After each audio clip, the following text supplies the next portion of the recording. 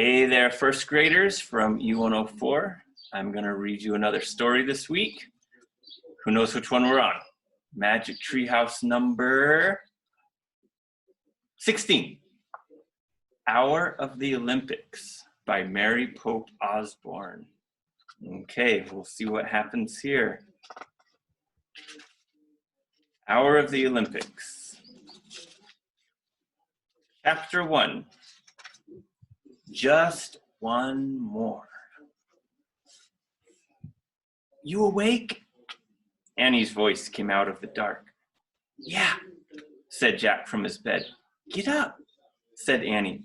We gotta get to the treehouse before sunrise. I'm ready, said Jack. He threw back his covers and jumped out of bed.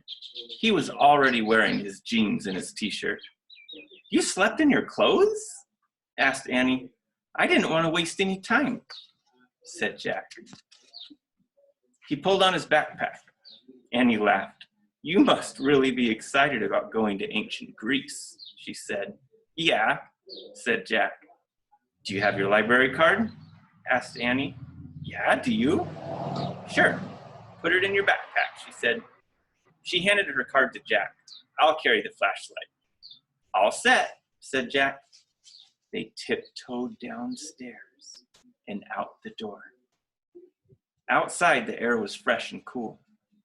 There's no moon, said Annie, just stars. She turned on her flashlight. Ta-da, she said. Let's go. They followed the beam of light across their yard and up the street. Jack was thrilled to be going to ancient Greece, but something worried him. What do you think will happen after we go to Greece? He asked Annie. Is this our last mission ever? Oh, I hope not, said Annie. What do you think? I don't know. Let's ask Morgan, said Jack. Hurry, said Annie. They started running.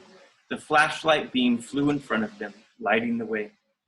They slowed to a walk when they got to the Frog Creek woods. The thick woods were pitch black.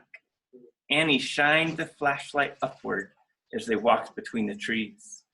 Finally, they found the magic treehouse. We're here, Annie called. Go on up, said Jack. Annie grabbed the rope ladder and started climbing up. Jack followed. Annie shined the flashlight around the treehouse. Morgan Le Fay was sitting at the window. She covered her eyes when the light hit her face. Turn off the light, please, Annie, said Morgan softly. Annie turned it off. Welcome, Morgan said in the dark. Are you ready for your next mission? Yes, said Annie. And then her voice got quiet. This isn't our last one ever, is it? Ask me that question after this mission, said Morgan. We want to go on more, said Jack. You are very brave to say that, said Morgan. You have had 3 very hard journeys as master librarians.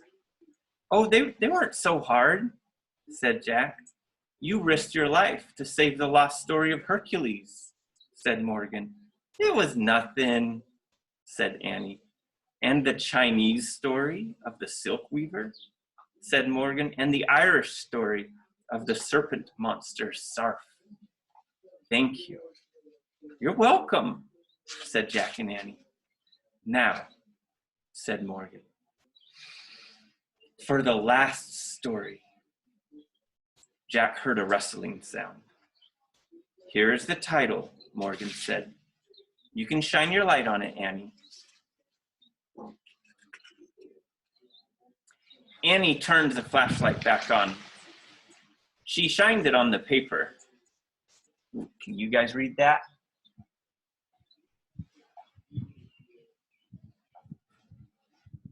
Wow, is that Greek? Said Jack. It certainly is, said Morgan. She reached into her robe and pulled out a book. For your research, she said. Jack took the book from her. Annie shined her flashlight on the cover. They read the title, A Day in Ancient Greece. Now, what must you always remember? asked Morgan. Our research book will guide us, said Jack. But in our darkest hour, only the lost story can save us, said Annie. Morgan nodded her head. And you must show your secret library cards to the wisest person that you meet, said Morgan. Don't worry, we will. Bye, said Annie. Jack shivered with excitement as he pointed at the book's cover. I wish we could go there, he said. And I wish we could go on lots of other missions, Annie added. The wind began to blow. The treehouse started to spin. It spun faster and faster and faster. And then everything was silent. Absolutely silent. That's the end of chapter 1. In the next video, I'll read chapter 2. Any girls here? That's what it's called. We'll see what happens next time.